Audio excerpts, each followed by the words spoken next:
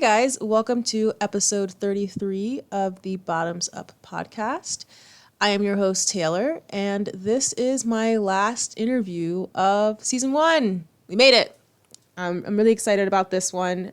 This was with WINFREE, a local mobile mechanic, and I've spoken before about how important my car is to me, so it's been really nice to be able to connect with them. We actually met at the networking event for SheLife, so shout out SheLife for helping me make this connection. It's been immensely wonderful, both in terms of making friends and my car's maintenance.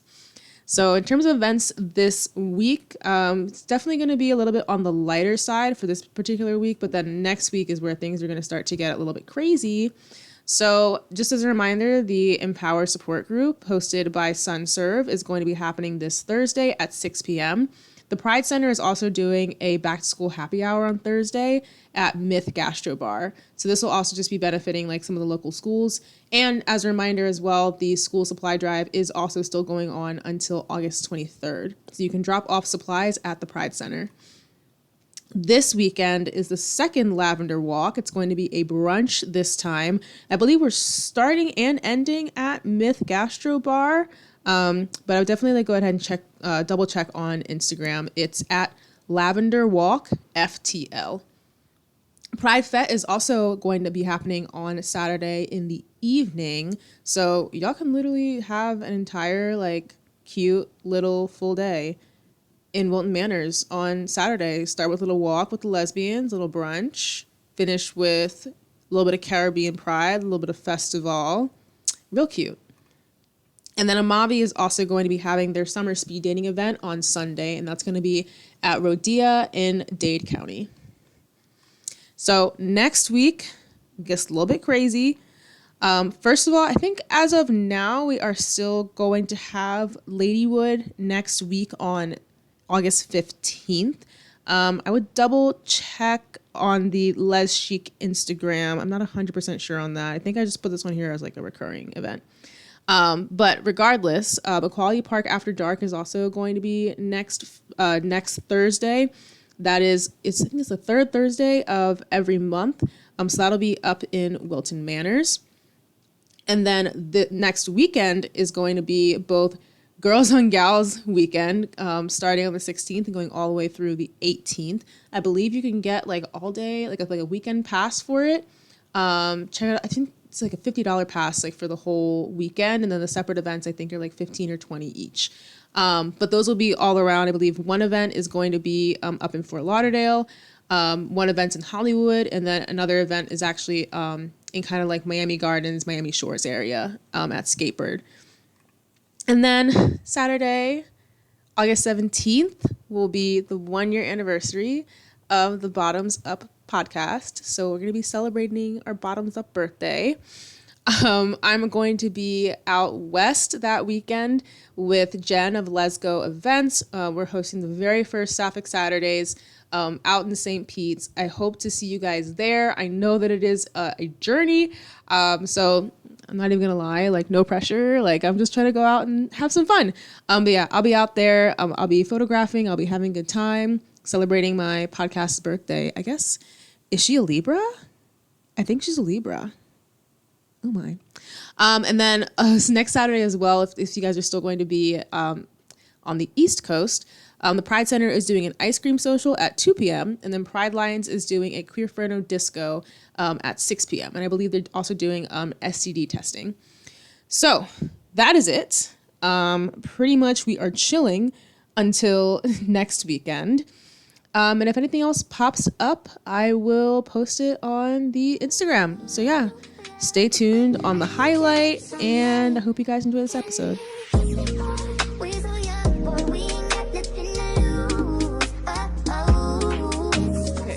You're too far out of the shot. Move there. Okay. Hi, everyone. Welcome to another episode of the Bottoms Up podcast. I am your host, Taylor, and I'm actually here today with two guests. And I want to warn you guys, I'm going to be very I'm going to be very delusional in this episode, and you're just going to have to roll with me on that. So my first and less important guest is WINFREE. Winter is a local mobile mechanic. We actually met at the SheLife networking event a couple months ago, which is honestly, it was fantastic. Jackie, you really ate with that one. You put your whole entire ass into it, and I'm a big fucking fan. We're just ass eating on this episode, I guess. What? We're just talking about ass and ass eating and Well, assholes. I don't know. And that's off my list for like life. That's like my one rule. I'm like, no You don't eat ass? Nah. Pussy is just so wonderful. No, you can't be mad about it. You're so young. You're only 24, not even. So like, I'm a big clean freak though. But anyways, no, because me too. But you'll understand when you're older. Don't worry. I'm not like. But this is the thing. I see why people enjoy it though. I'm sure. But it's just like, I don't. You know, like I want to let other people shine in other subjects because like, I already shine so much in other like topics and scenarios. I can't win them all. Gotta let someone else win. You haven't even introduced yourself yet, and you're already talking about your aversion to eating ass. Yeah, but that's okay, because we've already started off the video with so gotta keep it going. Gotta stay strong to it. But yeah. You know how to stay on theme, I'll give you that. Do you want to actually introduce yourself? Say I mean, about yourself? You hit the nail on the head. No, that's really it, honestly. I feel like people, like, once they, like, hear about me or know about me, they sort of know like my general aura, what I bring to the table to people. Bring fun. Well, now I know what you don't bring to the table, which is ass eating. Exactly. Which is really unfortunate. I let somebody else shine. That's all I can say. Do you want to say anything else about yourself as a person? Nah, I feel like very humble to be in every position I've been in. Yeah, I feel like being here, being able to work on someone's car, that you pay a lot of money for your car. I do. People pay just as much for their cars as they do their house, realistically, with car insurance, maintenance, sometimes payments if people buy it, whatever. Mm-hmm. And I feel like every time somebody lets me work on their car, I'm like, okay, like if I didn't do good, I didn't do good. If I did great, I did great. Like I just rewired a whole trailer. Do I feel great about myself? Sure, I did something that was part of my job, but at the same time, I just feel grateful that I was able to like let somebody trust me with something that they care more about than I do.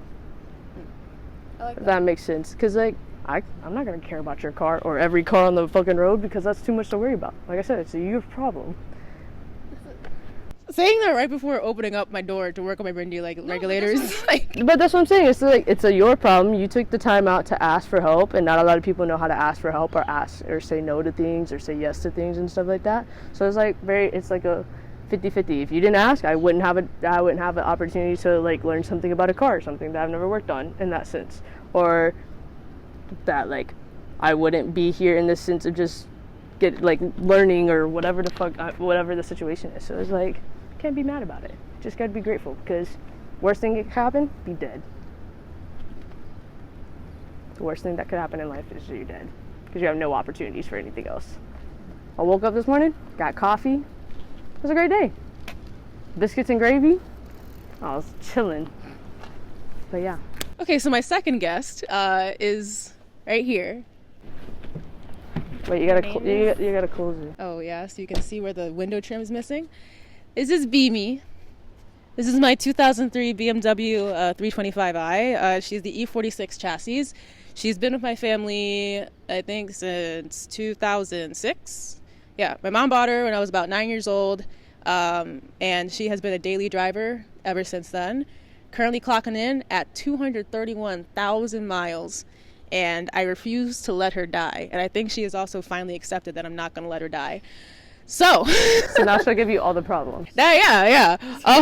She's like, if I'm not dying, I'll give you all the problems. The past year, she's been really good. I think it's probably just getting adjusted to humidity again. Yeah. She's Different altitudes. Yeah. And she's an old lady, you know. We got a little WD-40.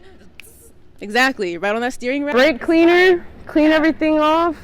Some rust buster. Yeah. Actually, she's like rust free. I'm not even kidding. I got one spot. Florida for plus 10 more years.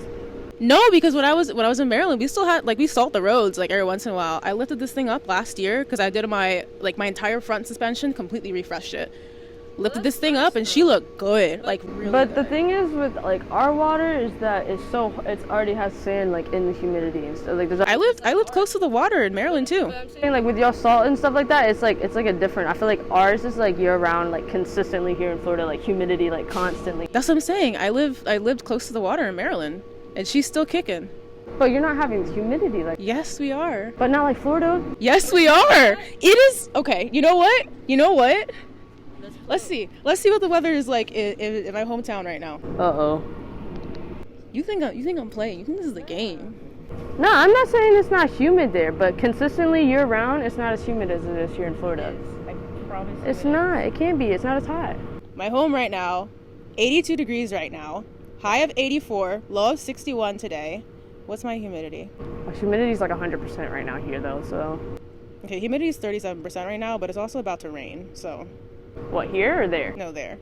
See, oh, but it's about to rain here. Look at. No, it's different. It's different. It's different. It's shut up. Anyway. Now it's different. Okay. Read your horoscope. I'm done with you. Listen, we don't need to get into that right now. No, read your horoscope because it's gonna tell you to stop being a little bitch today. I think that's my guess. Today's gonna say enjoy the small thing and slow down. Why don't you read it and let's see? I bet she's gonna say slow down because of the time of year. Because it's Gemini season. Sure, yeah. I can't thrive. Wait, you're a Gemini? No, I'm a Cancer. Ooh. Maybe I shouldn't let you work on my car. I'm just a baby Cancer. Y'all can't come at me like that. No, I can't actually. I will. Let's see. It says my day ahead. It says, in this moment, you may feel especially self-sufficient, making the perfect time to let optimism guide your knee-jerk responses. Spend a moment concentrating on what you have to do. Spend a moment concentrating on what you have to do. So start working on my fucking window regulator. I told you that it told me to slow down, and how did I guess that right? That's crazy, though. No. That was a witness. I'm glad this was all recorded. I can't wait to delete that part, actually. Actually, I can't wait to prove you right. All right. Wait, I gotta read my horoscope. Okay. I'm that gay now. See, I might be a baby gay, but I'm that gay now. How are you a baby gay? How long have you been out? 2018. But I'm still a baby. I'm still a baby though. No, I mean, but no, if you're... But I'm a baby like in the age-wise. I'm saying I'm a baby gay. You are... So I'm gonna rip this cardboard because I'm gonna protect your plastic. I just saw it on YouTube. He used this cardboard and since he didn't have a plastic piece. Gotcha. Wait, hold on. Let me read my horoscope first. Yeah, let's see. Let's see what the Sagittarius has to say. I don't like your tone. It says, good evening, Taylor. It is Saturday, June 8th. Today at a glance. Everyone has their limits. Do, rhythm, strutting, platform shoes. Oop. Don't, musical numbers, marquees, figurehead. I'm just going for it. Be careful. I actually do want to keep that trim. I don't want to keep it on the other parts, but I want to keep it on this one. Like, I don't like that one. I want to get rid of that, and I want to get a new, So, we don't have the right tools. Do you have Allen keys? What? An Allen key? Oh. A hex head? I don't know. This tool set's from IKEA. Well, we might Already have to make be. a trip to AutoZone. We might have to, unless somebody around here has a part. Highly doubt it. For context, if you are a BMW or a Mercedes owner, you've probably done this before. You're doing what is called a window regulator. That's what regulates your window. All four of mine have gone in the past year. Are you sure? Are you sure it's the regulator and not the fuse? Let's not bring up that idea. Because what if it's the fuse? I think it's the Do you hear it at all? Like. Yeah. No, it's like the windows will still go down, but like it's very clearly like. Oh, I thought you were saying they weren't going down. I was like. No. They go down. It's funny because like I'll put that one down for you, and then I'll put it back up, and you'll hear it like. It gets up in there. Oh, but yeah, this is the fun part about working on your own car is you learn things in the process. I think everybody fucking should do this kind of stuff. Like a car is an investment, like you said. Like people pay as much for their cars as they pay for houses. So, you know. People sometimes pay more for their car than their house. True. True. I don't even have a house, so I've definitely paid more for my car than my house. Exactly, that's what I'm saying. That people pay like $1,600 for a scat. What the hell? What the? That is, You know how much muscle mommy costs? Like $3,800. I would never pay that amount of money for a domestic. $3,800 for my little shit box. Yeah. No hate, but I'm Eurogang all the way. I do like JDM aesthetics, but in terms of performance and handling, no hate to Muscle Mommy. But The only thing wrong with muscle mommy is gonna be her timing chain. I was gonna say the only thing wrong with her is you, but no, that makes sense. Nah, there's nothing wrong with me or her. It's just her timing chain. Is she in the right spot at the right time? Probably not. Jump timing, misfire. When are you gonna do that one? Oh, well, she hasn't jump timing yet, but that's usually what's wrong with them if you maintain them.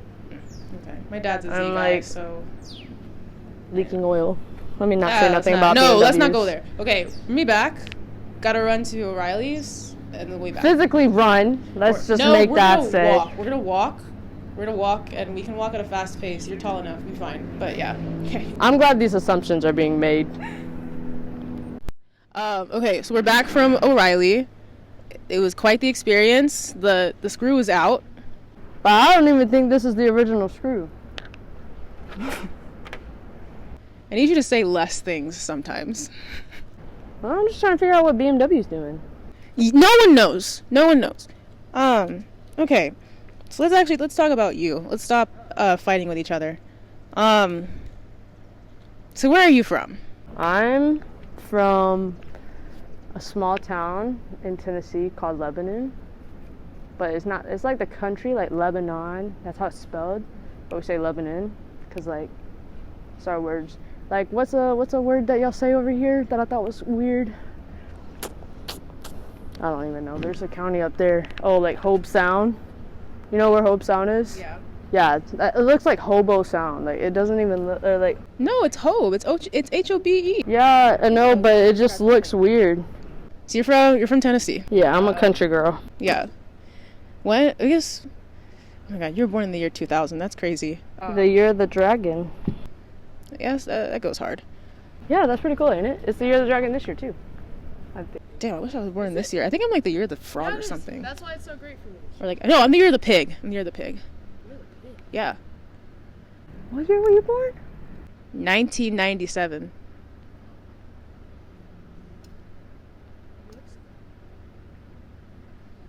Oh, 99 is like the rabbit. That's what it is, right? Or the tiger. I don't fucking know. I wish it wasn't a pig. All I know is that I was born in a year that didn't have like a fun animal. I feel like pigs are pretty cool, but we'll just leave it. 97's a weird year, I feel like. It was a weird year. That's when Bill Clinton was president. We had budget surpluses. That was a good year. That was a really good year. So when did you move here? I moved here right during COVID. Like, I guess technically ended. I moved here March of 2021. Yeah, March of 2021. So, was with my ex at the time, living in Alabama, country girl. And then my parents already lived down here. That's what it was. My parents already lived down here. They were like, oh, we don't ever see you that often. You're not in school right now. Blase, blase. And I was like, they're like, would you want to like move to Florida and stuff? I'm like, well, why not? Like, job situation that I had, they were letting me transfer because they were opening one up. So it sort of worked out, but I'd never been to Miami before moving here. Like, never visited the city. Damn. Never stopped here to like take a shit. Nothing. Like, I drove from Orlando because we were at Disney when Disney closed down for COVID that weekend. Yeah. We're there and they're like, oh yeah, the park's closing this weekend, so y'all have to leave. We're like, what the fuck? We have like a week left still. So my parents were like, oh, we'll just drive to Key West. So we just drove all the way to Key West from Alabama. Alabama, Orlando to Alabama. And then we drove back. It was like 15 hours. Worst day of my life. But drove there, and when we drove to Key West, that was the first time I had ever seen Miami. And then a year later, I moved here and been here since. And yeah. You like it? Enough to be here still. No, for real, because I feel like if I didn't like it, I would already left, for real. Like, I like the weather, and, like, the community that I found here, at least, has been accepting enough of me where I feel like I'm not out of place, even though I haven't been here that long. Yeah. And, like, it's easy to make friends here because, like, I'm used to living, like, a transient. Yeah, I'm used to, like, moving around a lot and making people that aren't, like, meeting people that aren't from here.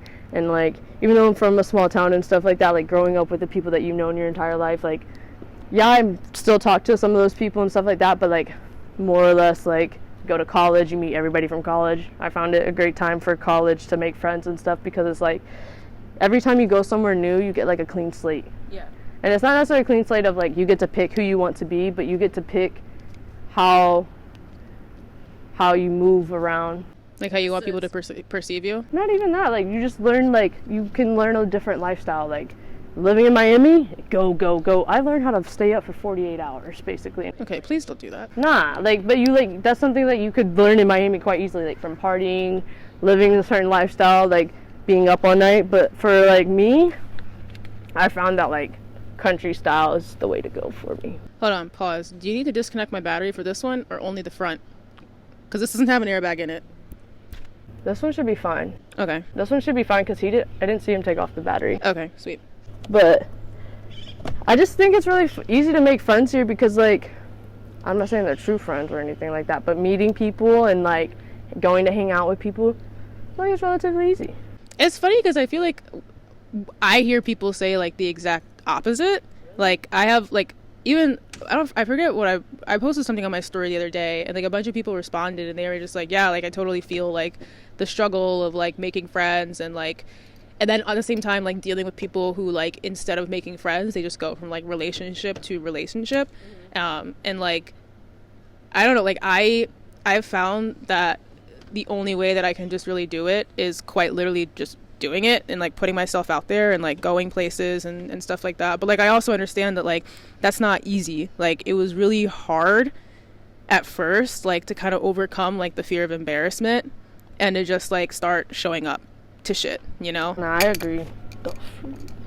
I agree because, like, sometimes it's hard to go into settings, like, alone just because, like, it's a big world. Yeah. For me, that's, like, probably the scariest part, but, like, finding somebody that I'll, like, connect with or something like that, I just have to take in the step of, like, if I'm not supposed to be here, something will pull me away from it, and, like, something will refuse it. So, like, there's got to be something. Like, I just try to be, like, optimistic about, like, what's to come out of it. Like, Yeah, I agree, 100%. like, because at the end of the day, it's like, somebody told me when I first moved to Miami, because my mom's best friend since, like, middle school, he lives here, and he was the only person that I knew that was from, like, where we grew up and how we grew up, and lived down here and translated his lifestyle to here. And he said the one thing that always stuck with me that, like, I think will stick with a lot of other people is that Miami is a place that will make or break you as a person. Yeah. And I learned that 100% in the sense of me being with my ex-partner at the time, us both being from similar situations of, like, small towns, being super, like, country back south, slow living, and then coming down here and then seeing how they didn't make it living in the city. Like, they went back home to, like, how I made it in my own way. It says a lot about if you can really stay in Miami once you come here. Granted, I don't live down here right now, but it's like, it's also like, I realize I also realize I don't want to live directly in Miami, and it's only by choice. It's only by choice because of, like, I driving an hour and a half down to Miami from where I live to y'all driving 20 miles away and it's still taking an hour and a half. I'd rather drive mileage in the same time rather than make it worth the hour and a half, you know? It makes it worth your time. No, I feel the same. Like, when I first moved to Miami, literally, like, because I always had this goal where I was like, I for myself, I was like, I want to either have moved to Florida or be, like, in the process of moving to Florida by the time that I'm 30. Granted, I also thought that I was going to be at least, like, married with a child by the time that I was 30. So, like, rethinking a lot of things in my life. But, like, when I moved here, and it was for school, and, like, I was proud of myself because it's like, yeah, like, I've accomplished the goal. Like, I did it, but I knew within that first week, I was like, this is not for me. Like, this doesn't feel right. Like, I remember it was a beautiful day outside. I was just like walking around and I was just like, this isn't it. Like, these vibes like are not, this isn't it. And like, but I think too, like, school is different. Having to physically be like in proximity to the campus. I moved to South Miami initially. It was a great neighborhood too. Like, everybody who lived there was like very nice, very black neighborhood actually. Like, I felt very safe. I really liked that. Yeah, for sure. But I was just like, it really wasn't until I moved to Broward County actually that I started to feel like a lot more comfortable. Like, I think where I am now, I'm like very, very, very happy with it. Like, I like going up to like Oakland Park for like, you know, Milton Manors for like all the gay shit. Like, or like, you know, I can go out west and I can go ride the horse. It's a little bit more inclusive up here, it's seeming. So like, Miami used to be a place where I think it was inclusive, but it's just grown so much. It's already diversified. Like, it's already clicked itself out to like subsections of, like, if you're in Coral Gables, we already know about you. If you're in fucking Coconut Grove, we already know about your lifestyle. So it's just like, and Broward, it's like, you have a little bit of everybody. You don't feel so like excluded to feel the need to, oh, I can only hang out with gays, or I can only hang out with black people, or I can only hang out with people that are in my work, like my line of work, like Miami is. Like, if you're, and like, that was the thing, like, when I moved down here, like, once people realized I wasn't Hispanic, it was sort of a shift that like, oh yeah, we should clarify, you're not Cuban. I'm not Puerto Rican, I'm not Dominican, I'm not any type of Hispanic at all. Let's just clarify that. Yeah. Also, I'm not Dominican. I also get that a lot. Yeah. We're just black. Yep. Good old Americans. Not gonna say the, well, you're more American than I am, I think. I think, yeah. Where are your parents from? Yeah, they're both American. Oh, okay. Yeah. Like, I just learned this year by confirmation, because I wasn't sure how many greats back, but my grandfather's grandfather was our first freed black slave in our family. So that wasn't really that long ago. Yeah. Yeah, so it takes a, like, it's, and I also just like learned as growing up, coming to like be around wealthy people and stuff, that like I realized I did not come from a lot of money at all. Like, all my family like are cattle workers, or like they all have cattle and that's how we have our money, or they're like blue collar workers. So like, my dad had an outhouse growing up, and like,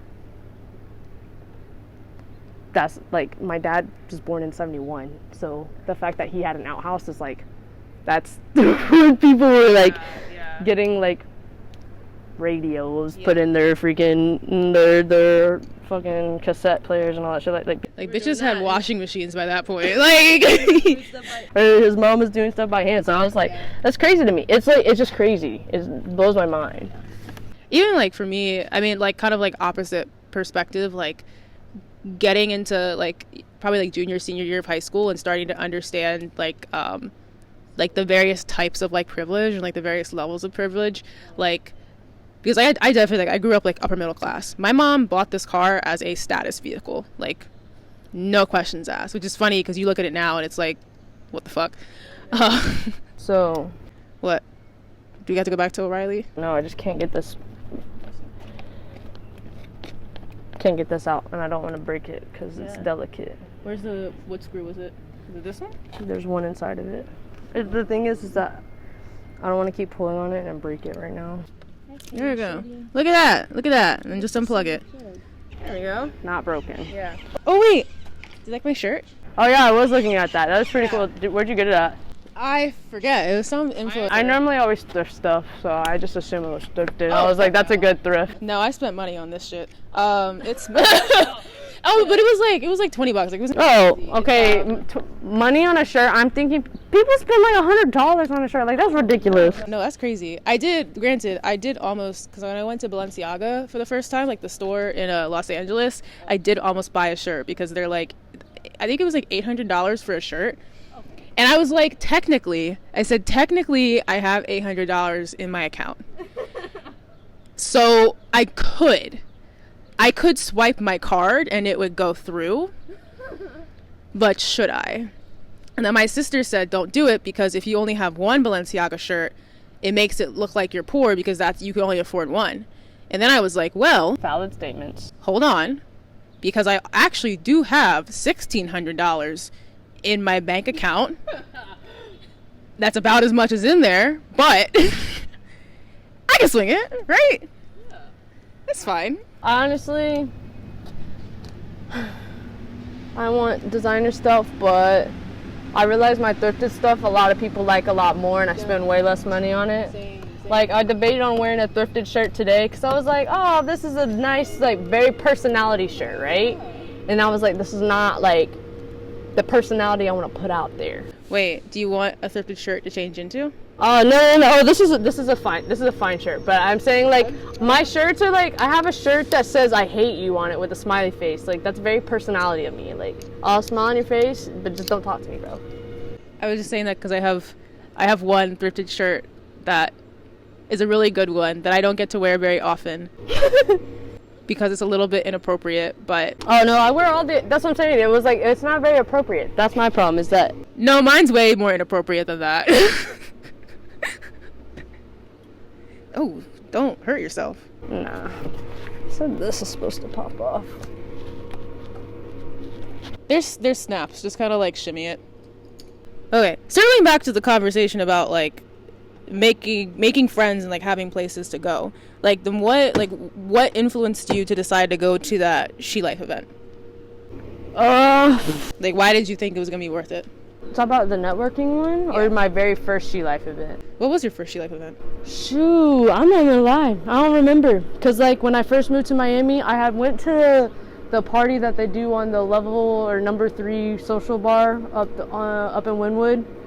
Oh, I have no idea. I don't usually, cause I was Cause I was living in Dadeland at the time, so Wynwood was very recent, like very like relevant for me at least. Like when I was in South Miami, I just like, I mean again, like I was in school and then like pandemic, so it was just kind of like I didn't really like I was craving like queer friends. Like I remember like when I graduated and I was like super alone, I knew that I needed friends in general, but I was like I think I specifically need like queer friends, like just for me. It was just like for me. I thought that I realized that was like important. But no, I did not go to like anything that was in like Dade County. Like everything that I went to was has been like Broward. Also, I just interviewed Jackie yesterday from SheLife. Good. No, I love Jackie, but there we go. Perfect. All out. Look at that. We did it. Yay! But honestly, first SheLife, I don't know if that was technically a SheLife event, but that was my first queer event in Miami that I can remember. Probably my first SheLife event was probably a football game. Okay. Because like I was super big on the flag football thing. Yeah. And I did the Sunshine Cup, but that was like Jackie was like, so the difference for me for Lashik and SheLife was strictly only based on what activities were being done. Of course, yeah. So for me personally, I would go to Lashik for parties because like all the SheLife friends would go there for parties, it seemed like. Yeah. And then everybody that had something in common in the sense of like athletic, sports-wise and stuff, that's where I just normally connect with people better. Just competitive nature, good competitive nature that's like not like they can be like a sore loser basically. Bro, I cry after almost every single soccer game. I'm very competitive. Ask Jackie, I'm out there dancing on the field every single time. No, now it's better now. It used to be like, no, actually no, because I definitely almost cried this week. It was a really bad game for me. It was really rough. The first SheLife event for me, the football, get along with people, super competitive. Great place to like unwind from like my other daily activities and like have a group of people that related to me. And then after that, just sort of just like try to be consistent in the sense of like showing up, being involved. Like she did my birthday party for me last year, basically. Like they helped organize it and stuff, and like we did football and like I reached out to them. I was like, hey, can we like do like football on the beach, just like get all the girls that I like play football with. And a whole nother team showed up and we had like a really good time. It was really fun, but like that was like something that made me like appreciate like Miami, because like I didn't realize how much of a queer community that I was missing out on, like that I actually needed. So for me personally, I was appreciative for each group that had like presented their own thing, and then it ended up just being like Lashik just moved more up north for a lot of the parties, and it just got harder for me to go to them and stuff. So So yeah, like I said, Jackie's been just like one of my people. Like I even talked to her about doing stuff recently too. Like I've been talking to Jackie, so it's just like it's great seeing like even my friend that lives around here. She just started talking to Jackie about doing stuff too. So I'm like I'm glad to see and like be able to support something, even if it's not mine. Like supporting and showing up and like just always trying to post whenever I used to. And all that stuff like that, like anything that they post, or just like even if it's like a $15 party, a $5 party, that's still showing support to like what they believe in. Because at the end of the day, if I have something that comes up and I want them to believe in me, I gotta give that at the very least. Yeah. You know what? It's so funny because I literally told Jackie this yesterday. I was like, she's one of those people that like does not realize like the kind of impact that she has on others, and especially like the kind of impact that SheLife has had on others. And I'm like, girl, you need to give yourself some credit because you're like fucking amazing. But that's like when you know it's true work, because they don't really care about it enough to see like what they're doing, because they're just doing it because they enjoy it. Seriously, that's exactly what she said. Like she's so humble. Like I respect the fuck out of her. Like she's inspirational. Yeah, and she's just always somebody that's, if it's not always a no from her. It's always like, okay, but have we thought about this, or have you done this, or like have you gone about these steps or whatnot. So she's a good role model for a lot of people for being so much younger and stuff, and trying to understand like what it is to be queer. Because like I feel like a lot of people, like when I see like queer communities like on social media platforms of like how they function and stuff like that, and like when it comes to like all the drama in between the lesbians and all that stuff like that, when it comes to Jackie's stuff, it just sort of dissipates, because she's established, not saying like anybody else hasn't established that, but she's sort of established it in of how she's developed her little empire, kingdom, whatever you want to call it, the great, exactly its own thing.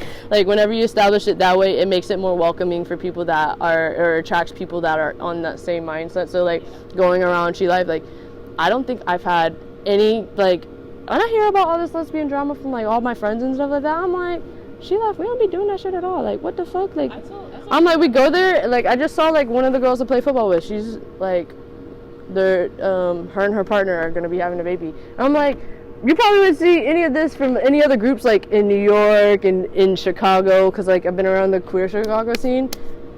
I realize there's a lot of Midwestern white folks out there. That's all I realized, but I don't want to go back to Says the person from Tennessee, but continue. But you have to realize like where I grew up in Tennessee, there's a lot of black people. Like when I tell you, like it wasn't very much, like I wasn't around the white culture shit that was there. But like Midwesterners and Southern people, two different people for surely. That's just interesting. Wait, so networking event. The networking event.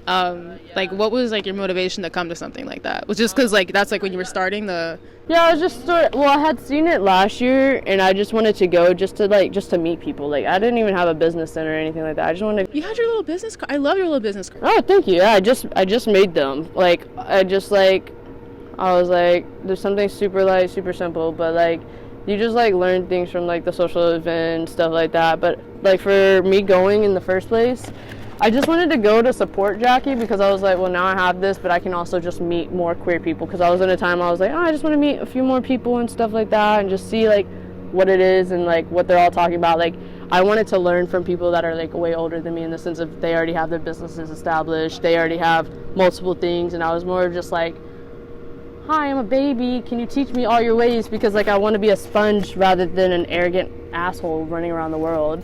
Like I'd rather learn from y'all. So I just more or less asked like questions in the sense of like, is this like, are you happy? Like basically asking these women, are they happy too? Because that's a misconception that social media tends to not bring to light, is that yes, we have all these things, but are we truly happy with ourselves? And like a lot of these women, they were happy, and that was something that would like motivated me to show that like that's not gonna be a deterrent for me. That's not gonna be a problem or anything like that. I mean, if anything, like I've said it before, like the amount of like support that I've gotten. Good. That's okay. Like the amount of support that I've gotten and like positivity that I've experienced in this community is like truly unmatched. And like I've found that like the people who do create drama it's a very small group of people that just happen to be really fucking loud. And it's unfortunate because I think like you were somebody who told me that like you're less inclined to go to events because of lesbian drama, and like that, I'll be honest, like that shit broke my heart, because like I don't want, like you're someone who's like, you're very sure of yourself, like you're like, you seem like a pretty confident person. That's the problem. No, but because I like people who are less confident, who are more nervous, still feel that way. And it's like, you might be someone who can overcome it, but I feel like you're like the exception to the rule. Well, that's the problem, is that I'm a person that's confident, and I'm outwardly confident because I feel like if you show that you're confident about yourself, that like it might encourage somebody else. You don't know who looks up to you or who admires you in certain ways. That it's not envious of being jealous or anything. It could just be more or less like, I want to be in a better position, like they're seeming to be these ideas that people build in their head. And like, I don't want to have to go into a lesbian or queer space and it become a problem that I'm overly confident, or because people are insecure in themselves. Yeah. And it becomes a problem of like, now you don't like me, or now you got beef with me all of a sudden because I'm talking to everybody or whatnot, and like I didn't talk to you directly first, or you might feel some type of way or something. And like I've come across like I used to make like just like queer couple friends like when I was in a relationship or whatnot, and like do all that stuff, and like so it can be like we can all hang out together because like you see cis straight people go out and all the time, double dates, like let's go. I'm like, it's a normalization of just having a relationship. It's not being straight, being queer, regardless. It's just part of being in a relationship with somebody. And I realized that like I had made a friend, and I thought they were my friend. And like we would all hang out together, and it was like 3 of us all got along, and then the one other person was so insecure in themselves, they put their securities on me, and then ended up not liking me because I was so confident, and thought I wanted to get with their girl. I feel like that's also an issue. Don't hate me for this. I feel like that is an issue more so with mask presenting people. Oh, for sure. That's 1,000, 100 bajillion. That's why like a lot of my friends. Femmes. A lot of my friends are femmes because they know I respect them as a person, where I'm never ever going to try and move on them. I'm never going to, in the sense, like hit on them like that. I'm not going to make them feel like, oh, like if I have a partner, like we got to keep our distance. Like I know I'm not that friend, and a lot of people take it that way, and why do we have to be against each other? It's insecurity, it's like, it's toxic masculinity, it's the way that we're socialized, like it's literally all of that. And then I feel like it also depends too on like the individual culture, where like Latin people like deal with a lot of like machismo culture, and I'll be honest, like black people like as well, which is like why a lot of like black gay men like struggle with if they might be like a little bit more like feminine. Like I feel like both black gay men and black gay women, when they present a little more masculine, like there's like this encouragement to like really overdo it. Like, oh my god, like just like conversations around like how like men like treat their stud friends. It's like, it's a little weird. And I think I found it really, really interesting. There was like this trend, it was a couple months ago at this point, probably even like into last year, where people were talking a lot about like sassy studs. Oh yeah, I fucking love that one. I love that. I love that one. I was like, y'all are finally giving us time to shine. Y'all are a bunch of fucking princesses, like for real. Yeah, that's the thing. This is the thing. I make it very clear to any girl I speak to, right? Like in the sense of like talking to them. It sounds fucked up, but it's like, I understand you got an attitude, right? As a female, like every I wouldn't say I have an attitude. Every girl's gonna have an attitude, and if you don't have an attitude, you're not a girl. You're not a fucking girl. I'm a woman, and I don't have an attitude. Being a woman, we get a fucking attitude, and we can just blame it on fucking hormones. Logically, scientifically, I can blame it on hormones. That's the one thing that you cannot take away from me as being a female, right? You could take away my right to work and all this shit. You could do all that shit because y'all did it. You're not gonna take away my attitude, though, right? Let the record show that I do not endorse this mindset. I, as a woman, I do not have an attitude. Nah, I think all women should have attitudes because... I don't want to, though. Not because we already have all these sassy men that already have attitudes, too. But, like, I don't want to feed into that. I just want to live my life. Because, like, at the end of the day, me being a female and it comes to like the stigmas of like how masculine women present in a relationship, because people just like, society hammers into our head, it has to be like this, it has to be like this, not just like however you feel it to be. Yeah. And so whenever it comes to that, I'm like, I'm not dealing with your attitude. I'm telling you I have one myself, but I'm not dealing with yours. So you can either pick or choose to deal with my attitude just as much as I'm picking to choose to deal with yours. It's very 50-50 at that point. And they're like, what are you talking about? Like, oh, okay, like, okay, whatever. And then it comes to it, and I'm like, I'm not dealing with this attitude. Like, I will hang up the phone. I will not text you back. I will go to sleep. I will avoid all this. And they're like, what do you mean you're not going to deal with my attitude? I have text message proof now. I got text message proof I said this to you. And they're like, oh, you did. I'm like, I got to cover my ass. Get back down there with your IKEA tool set. I can't stand you. Listen, this is not even my tool set. So. It's my tool set, because I am just a girl, okay? Any tool set, this is the thing. No, this IKEA tool set could be better. Like, it could actually be better made. Nothing's wrong with the... You know how people are like, oh, don't buy Chinese tires, don't buy this, or whatever. Like, whatever, you know the conversation? Yeah. That's bullshit. Yes, they might not be the best, the fucking best, okay? Yeah, you're taking a price cut. But also, for them to sell it here in America, those tires, they have to meet a certain regulation or a certain standard to meet American standards. So, if they let us, if American people tax it and let it come into the U.S., I'm gonna fucking use it at this point, because America likes to regulate everything else and tax every fucking thing that we have. If they're taking all their time and energy to tax tires that come from China, I'm probably gonna use them, because it seems like they're probably gonna be worth it. They just realize that China can make them way cheaper, and so they're still gonna let it happen, because Look, as long as you're not running on like Ling Longs or something like that. no, I buy my tires from Walmart, $80, because I'm always fucking driving, and replacing them is way easier. Hear me out. You're a princess, I'm a princess. All right? Yeah, I'll take It's two princesses right here. Right. I am the type where when it comes to my vehicle, unless it comes with like really, really good reviews, I'll get a cheap part like all day, but I want a good warranty, and I want to know that like it's still a good part. There are some cheap parts that are still good parts, and there are some cheap parts that are really not great parts. If I can go OEM, like these Lemforder fucking window regulators, that's OEM. Cause I'm not dealing with these things breaking again, and then I gotta have you back down here, and I gotta deal with you. Look, I gotta deal with you. The way that you just embarrassed me in this O'Reilly Auto Parts. I didn't embarrass you. You put yourself in a position with your car to try to talk some shit when that man witnessed everything with You, the one talking shit. Nah. To be fair, he knew how bad I was struggling for this part, because he felt bad that he couldn't even find one that was not 6 hours away. Okay, but whose car is it? It's yours. It's my car.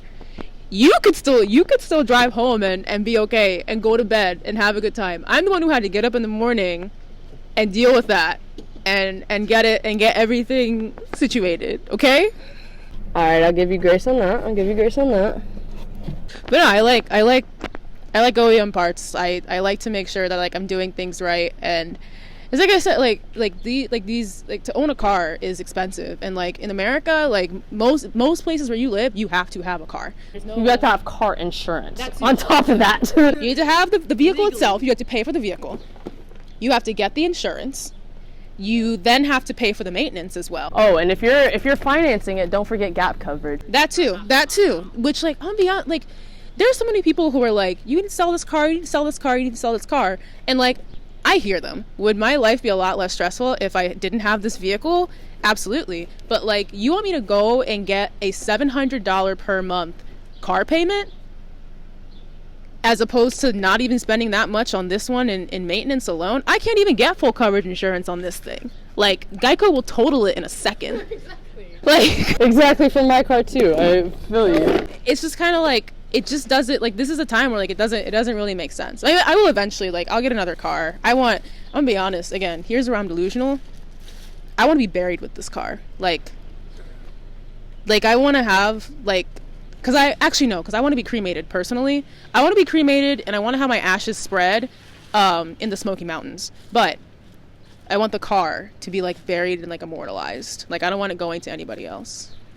But you are, I mean, you're certified at this point. Yeah, no, yeah. It's just always like, cause like I said, I pay my own bills and I don't pay your bills and you don't pay my bills, so I don't know. Well, that's because you won't let me pay you, so, but continue. But even then, you still didn't pay me. You didn't pay my bills. Like, you paid me because that's a part of how they made life in society, that you have to pay for shit, even though shit's realistically free. We just add money to it. This fake currency bullshit. Anyways. But at the end of the day, what I tell people consistently is that I make my own money and I pay my own bills, because at the end of the day, you didn't step in my body, you didn't take, like, hours I give out is something that, like, the government has trained us and conditioned us to realize that time is the most valuable thing on earth. Yeah. And me realizing that my time and what I'm doing with my time, whether I'm fucking jumping off of like a fucking hot air balloon or if I'm fucking working on a car, if that pays my fucking bills, that's me paying my bills, because I'm using my time that way and exchanging that for service or that for money or whatever. And that's something that no one can ever take away. It's like, you can say you could pay me, oh, I'm cutting your checks. No, you're not. Because if I don't show up, I'm not getting paid regardless if you cut my checks or not. And if I show up and you don't cut my checks, guess who's going to cut my check? The government, because I'm going to take you to court, and now you're forced to. But at the end of the day, you still didn't pay me. You're just doing what you're told. I love the way that you jump to litigation to solve most problems. Hell yeah. What'd I say? We love snitches. What the hell? You are not about to take my money. You're not about to take my time. Wait, so what made you want to get into the mechanic world? I got taken advantage of. My money. Because I was working, and this is the time I was homeless. I was homeless at this time. And I was living in my car, and the bank messed up my payments. Yeah. And that's what really fucked me over, because they repoed my stuff, but they kept taking money out of my account. Yeah. So it's like, okay, bitch, you're going to take my fucking money and take my fucking car? Well, you can only do one. So either take my car or take my money. Yeah. Pick one. So I I already had money saved up because I was supposed to be getting into an apartment in that time frame, of course. Had all my money saved up. About to go look for an actual place, apply for it, whatever the fuck. And yeah, I got repoed, and I was like, well, I need a fucking car. Because I'm not going to pay all this money to get this shit back and still have to have a car payment, still have to, like, I'm putting myself negative. So if this is a sign for me to start from scratch, I'm going to go buy a car cash. Even if it's a beater or whatever, I can fucking fix it. It's YouTube for everything. Buy my car. God knows what wasn't wrong with it.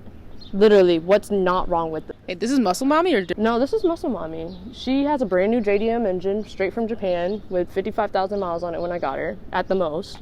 And then brand new AC condenser, brand new radiator. What else did she fucking get? Brand new tires, brand new brakes and rotor sets, brand new whole front suspension system. But when I first got her, I only had her for a month. Engine blew. Oh, I had to put a new seat regulator on there. Like, I had to do all this stuff. And I took it to the guy over here in Pompano or somewhere. I don't know where I was. But he was the only person, because working on Nissans, people are particular about or whatever the fuck. And I'm like, it's a fucking car. If you're an idiot, you're an idiot. Just say that. And yeah, exactly. It's just a fucking Nissan. Like, just fucking... No offense. Yeah, but it's a Nissan. Everybody's like, oh, JDM and Nissans aren't that great. No, they're really fucking easy to work on. The parts are relatively easy to find because there's so many of them on the road. Yeah. And like, if a car gets you from A to B, fuck it. It gets you. Precisely. If it gets you to, what is a car supposed to do? What is it supposed to do? Get you from point A to point B without you walking, like fucking Fred Flintstone. If it gets you there and it doesn't explode and you don't die, that's all that fucking matters. If you ain't got AC, that's fixable. If you ain't got fucking good transmission, issues, it just depends, because depends. But you can get a new transmission. Getting a new transmission is cheaper than getting a new car. Exactly. You can go to the junkyard, rebuild it. These things are rebuildable, but in the society, it's cheaper just to replace it now because it takes so much time, like I said. But I went to the guy, I literally went to Orlando, bought the engine, brought the engine to him, bought all the parts that he needed. Whenever he was like, oh, I need this, I had it there the next day, and I drove it to him with my mom's car. Drop it off, and he had my car for a month. saying my car's going to be ready, my car's going to be ready. I'm riding the bright lane back and forth for work. I'm spending hella fucking money on top of getting this car fixed. He was like, oh, it's going to be $2,000. I said, we agreed to $1,000 for you to install an engine because I brought you the engine. You didn't source it. You didn't source anything. You didn't do any hard labor but removing it and putting it back in. He kept my shit for the longest time, and he just really fucked me over. And I was like, bro, I'm coming to get it. I'm only paying you $1,000, and that's it. And I'm never letting somebody else touch my car ever again, because if this idiot could do it, this literal idiot could do this car work, because he just did not know what was going on in life, apparently, like what existed outside of his little box. If he could get that done, there's no way that me being an intelligent person I am, in the sense of like being mechanically inclined, and just like when it comes to book work, I can sit down and actually break down the numbers and understand the whole concept without like having a whole fucking brain fuse like blow up, basically. And I was like, it's not hard to make money this way. And I just like decided, I was like, well, if I can do this on my car and people make money on it on YouTube, why can't I just go to school for it? Looked up programs. It was basically free. Yeah. And that was it. And I was like, well, if I'm going to school for free, it's not going to hurt. Yeah. What am I going to lose? Yeah. I got educated, and I have some, even if I want to go get a whole different job, I can be like, well, I went to school, I completed it, and I was still able to excel in it. So you could teach me in a different thing, because I'm very much a easy learner, good student, like willing to listen. And yeah, and that's what got me into cars, because like I got fucked over, and I realized that like a lot of other people get fucked over, especially females. Yeah, that's pretty much that's why we're sitting here talking right now. Yeah, because females get fucked over more and more because we're simply just not educated on it. Because we're taught not to be educated on it. Even like, okay, so I got fucked over last year. About this time last year, my car had a no crank, no start. Initially, and this is at work. So like my car was in the work parking lot. It was right when we had like those really crazy storms come through that like flooded the Fort Lauderdale airport. So it was at my office. I called a bunch of mobile mechanics. One guy came out, I think on like a Tuesday or Wednesday. I'm trying to like focus the conversation on my vehicle to kind of figure out what's wrong. He's telling me how pretty I am and like how like I must be really nice to have conversations with. And I'm like, okay. And then like ghosted me on the repair, which was like, dude, what the fuck?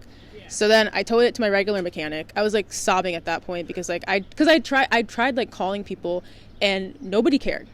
Like everybody was like, oh, it's a car from 2003 and it's not an insurance job. We don't want to deal with it. Just like fair, like okay, but yeah. But at the same time, like they're literally asking for help. That's my thing. It's like I'm good for the money.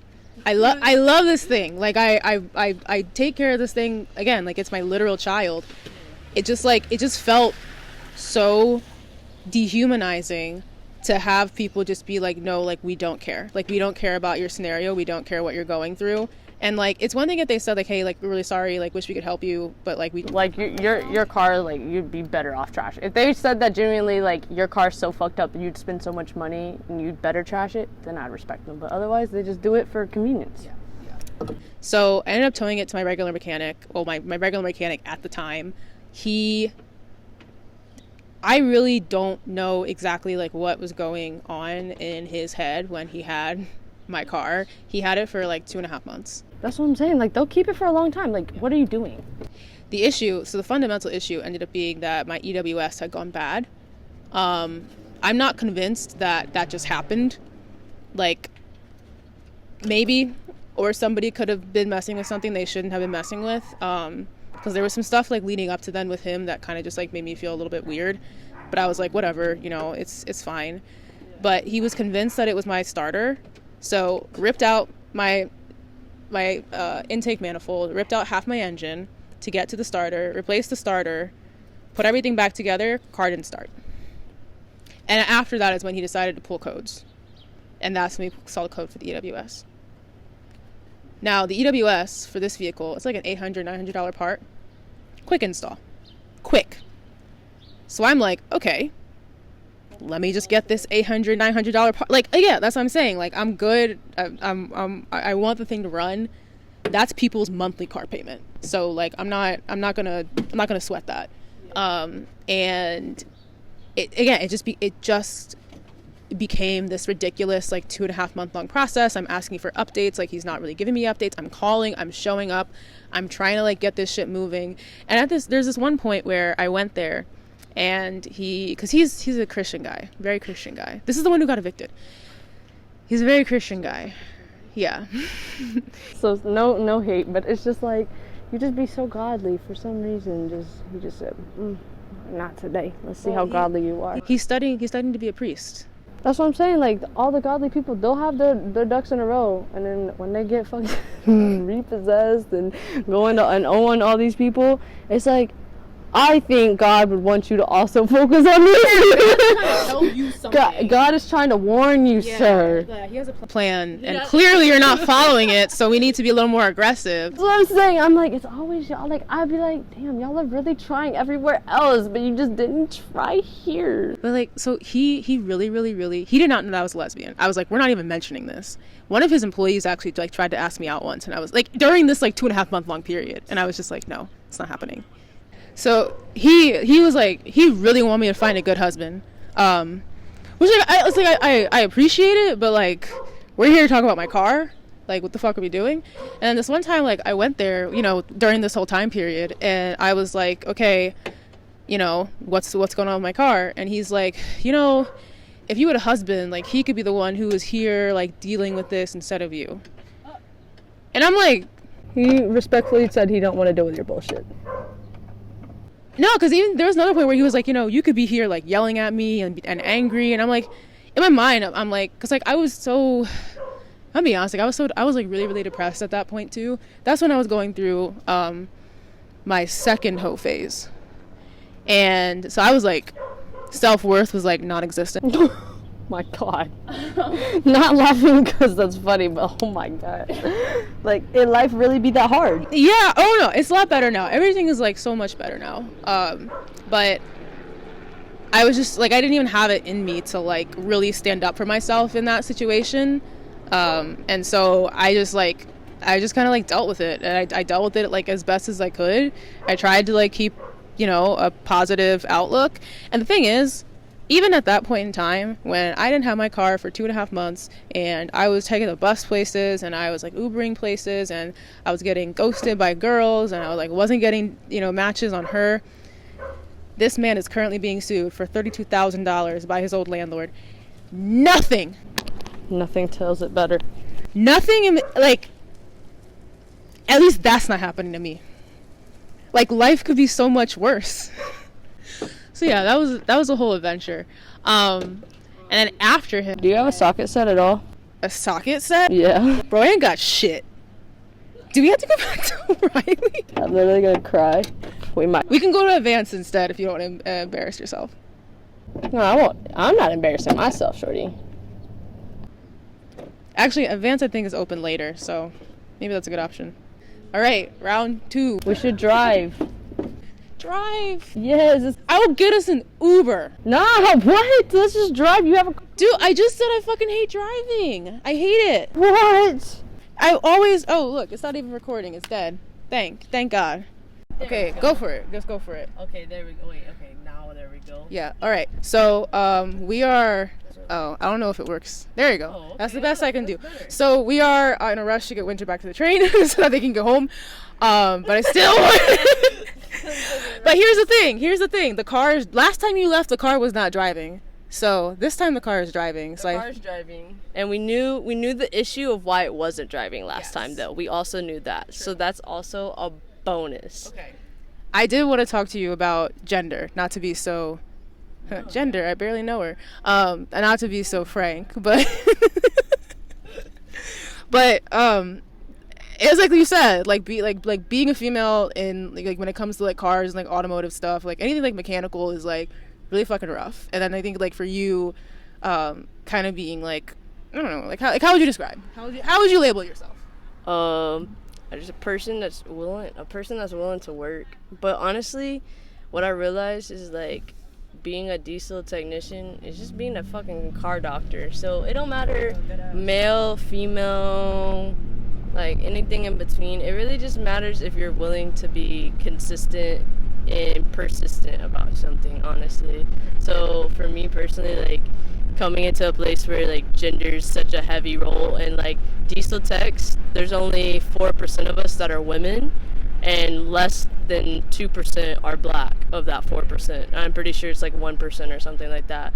So like being the first female mechanic at my job, and it's a government job, it's like it holds a lot of weight because they don't realize it, but at the same time, when years come down the road and there's going to be more females in the shop and it just becomes more of a regular thing, it's like, I know, like, at least I started something to give them an open eye of like, oh, we can have guys or girls come into this job. It doesn't matter how big you are or how small you are, because that's always the problem with diesel, just for size wise. But otherwise, like, if you can figure out how to twist a bolt, it's just all about leverage. So if you can prop yourself up on a pedestal to get yourself to the next spot or get yourself out of the next situation, I feel like that's more important than focusing on like who's doing the job or like what they look like or how many arms or legs they have, how many fingers they might have. Because like there's a couple of people I follow on social media, and this guy has one arm and he's a mobile diesel tech by himself. So it's like, I feel like for everybody that's in the sense of like I literally woke up one day and I was like, fuck it, I'm going back to school, and I dropped $600 on books and shirts, and that was it. And then now I'm getting paid to do something that we're all like, going to a regular 4-year college would take you years to even make this guaranteed money, and like walking into something that you have no knowledge on, but you're still given a chance even with how much they pay you. Like starting off with no experience, it's crazy in and of itself because they're that desperate. So it's just like, you gotta be grateful for situations, and like at the end of the day, fuck it. But so, Like that's a decent right there. Everything. and it moves slow as fuck. Hey, slow as fuck, but it lasts forever. I'm a BMW driver. The rules don't apply to me. I don't have to use my turn I signal. will say, BMW drivers, y'all are probably the reason that your oil leaks so much. Shut the fuck up. Y'all are your own reason. Okay, I was gonna ask, since you kind of like fell into, you know, the mechanical world based off of like your own experience, and honestly, I feel kind of the same. Like I'm at that point where I've just dealt with so many creeps that I'm really tired of it. And it's just like, no one's gonna love my car the way that I love my car. But now that you've fallen into it, like, do you like it? I think it was the best decision I could have made, because I found something that I'm not the best at, but that I can become better at each day, and that's always the more gratifying part. Because like, you take something that's broken, and nothing's ever the same ever. So it's like, you take something that's broken, and you fix it, and it starts running again how it's supposed to. That's very just like, you know, those oddly satisfying videos. Just doing that to a car is very oddly satisfying, because like, Yeah. people stress and spend so much money on this stuff, and it's like a big flex to be like, yep, I did that shit. Boom. Even if it was little. What exit am I taking? The next exit. Okay.